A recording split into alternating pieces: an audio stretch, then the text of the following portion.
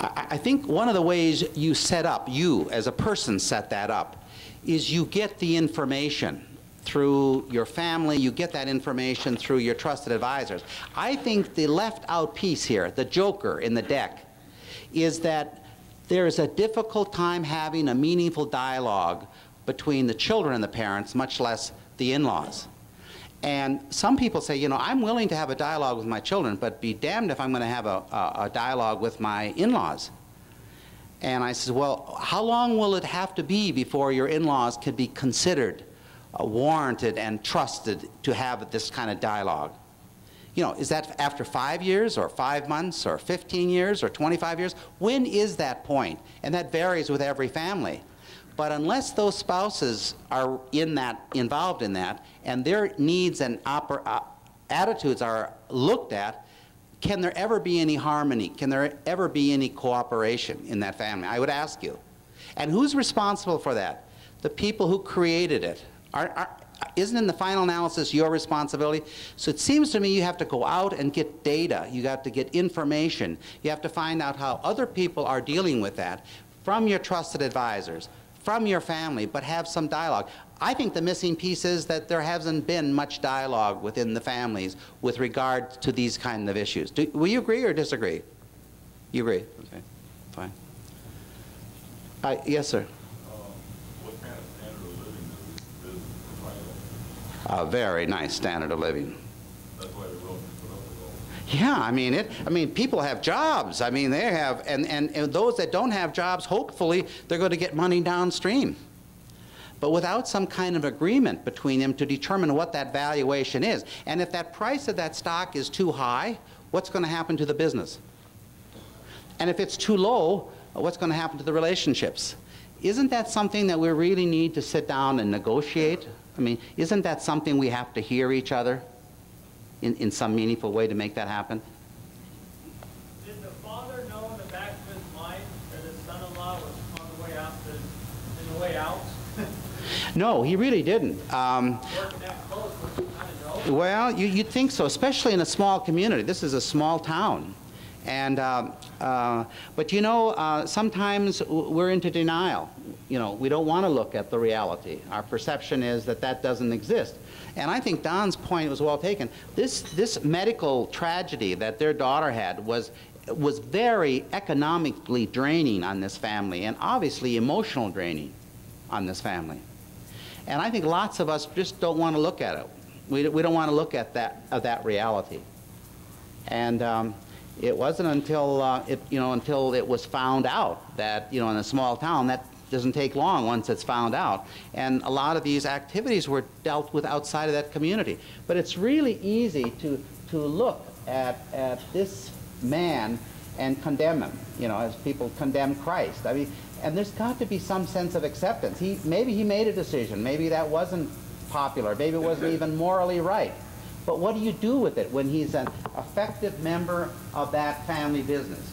Do you just wash it away and say, well, we don't care about the economic future of this business and our own economic future? I'm not making that decision. I'm just saying that those are some of the decisions that they had to make. Now, if in a different scenario, if the father knew, say, that before he brought you guys in, that, you know, there's been a little hanky-panky, would you handle it differently? Well, how would you handle that? now remember, this is a 2-year period of time. When I came in, I don't know if there was any hanky-panky when I came in 2 years ago. This, to my knowledge, just became aware of when we actually sat down, reviewed the report, they had implemented the report, and we were all sitting down examining. And that's when I became aware of it for the first time. So I don't know. It could have been going on and no one shared that with me. That's possible. But certainly I don't think it was common knowledge in that family. If it would have been, I would have heard about it by you two guys. You would have been the first to admit it. And some of the others, their son, and his brother-in-law, you know, the youngest son and the brother-in-law, they don't have a very happy relationship. You know, he's working for, in the sense he's really working for his brother-in-law. And now that he found out that his brother-in-law, there's already jealousy there, and now that he knows his brother-in-law is out doing his thing, seeding his wild oats or whatever he's doing, now there's an additional reason for him to come down hard.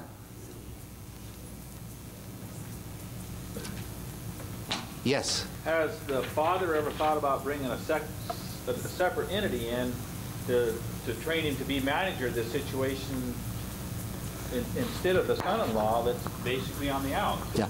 I mean, businesses, there's qualified people out there. Yeah. You just got to get the right one. Yeah. They have a number of people working for them. None of them that have the capacity, according to the father, none of them that have the capacity to run that business. Yeah, but there's people outside of that Yes. that have that capability. That's correct. And maybe that's one of the options they're going to have to look at. But it's not easy to find someone to come in because this son-in-law has really established a good rapport with the clients. I mean, we're not talking about a good rapport with his wife, but we're talking about a very good rapport with the business itself. And the father is really having to deal with that issue of what does he do with that? Does this son-in-law, ex-son-in-law, or maybe ex-son-in-law, will he come into that business and compete with him? Is the capability of that happening? Yeah, that's always a possibility. I'm not saying that if he doesn't have the money, if he finds another person that has the money and they bring the two together, that's another possibility. How about reconciliation between the wife and the son-in-law? Yes, yes. And that's what we're hoping. And we gave them every opportunity. Do they have a local counseling or meet with Don? And the issue is that sometimes that kind of pain takes some time to heal, and you have to let it go for a while. Yes, there was another question in the back there. I have a question. Yes. What about the third-born son? There was some favoritism there towards the son-in-law, and he never felt he had a chance to excel to be the manager or whatever. Yeah. How would you deal with something like that that's going to impress? You got a little self-esteem problem? Yeah, well, yeah. Don mentioned the self-esteem problem. Why don't you come up here for just a moment? Why don't you stand up here? Now, as Don said, this person has and again, I don't mean to say this in a judgmental way, but this person obviously doesn't have this problem, but if you can visualize, this son, we're talking about the only son that this family has, is obese. I mean really, really obese, okay? Now, he lost his mother when he was what, Don, 4 or 5 years of age. His only mother that he really knows is Linda.